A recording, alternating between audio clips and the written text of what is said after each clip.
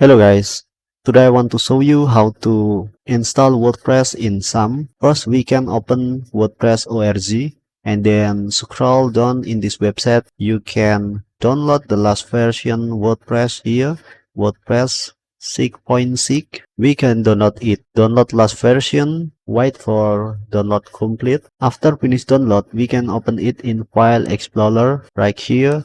And then we can move or copy this to some folder. Go to some folder and then go to doc folder, and then we can paste it here, and then we need to extract this, extract all. After we extract this, we can see the folder right here. We can copy and paste in doc, and then we can rename this folder with web name. For example, I will install web with Adam name, so I create folder with Adam name.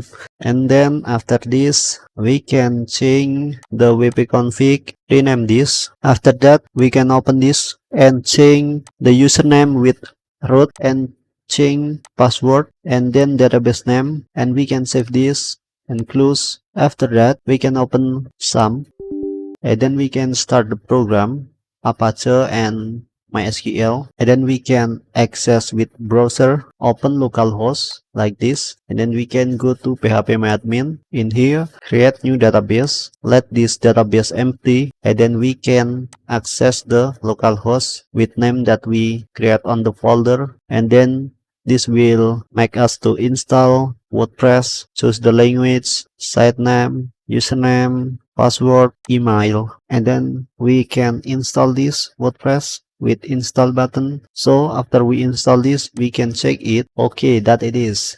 Now we are success install WordPress in Xampp localhost. We can modify this website via this folder, and also we can modify this website from phpMyAdmin. If you like to modify the database, you can do right here. So that it is how to install WordPress in Xampp. I hope you understand this. If there are any question, you can write in comment section. Thank you for watching and goodbye.